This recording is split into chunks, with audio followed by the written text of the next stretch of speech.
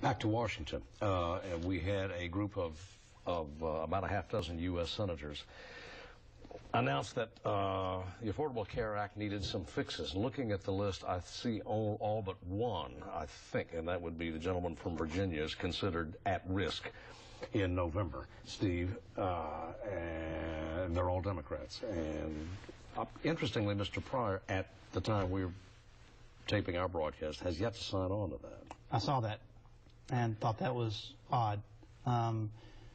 Obviously, Senator Pryor voted for the Affordable Care Act, and that's a tough thing to have to deal with this election season. He has at least owned it. He's at least said, he has not tried to come up with some kind of explanation saying he didn't vote for what he obviously did vote for. But the Affordable Care Act right now is not going very well as far as its public perception. I saw an AP poll this morning that's 26% support it right now. And there's also so many other headwinds facing the Pryor campaign. The off-year election in a president's second term is a tough one.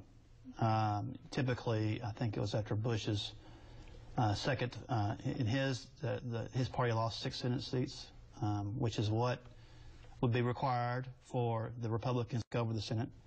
I think Clinton lost 8 in his party.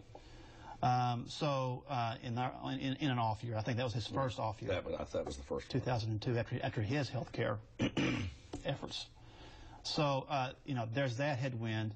The other thing that's going against Senator Pryor in this race is that we have a developing two-electorate system where the midterm elections produce an electorate that is older and more conservative, and then the presidential elections bring out young folks who get excited about the presidential race but then stay home 2 years later. Nate Silver, the prognosticator extraordinaire, who got the last election, presidential election, almost exactly right and became the hero of the Democrats, now says there's a 60% chance that the Republicans will take over the Senate. And he gave Pryor only a 30% chance of winning re-election. Suddenly the Democrats no longer think of Nate Silver as being such a wise prognosticator. But right now, it's a tough environment for Senator Pryor.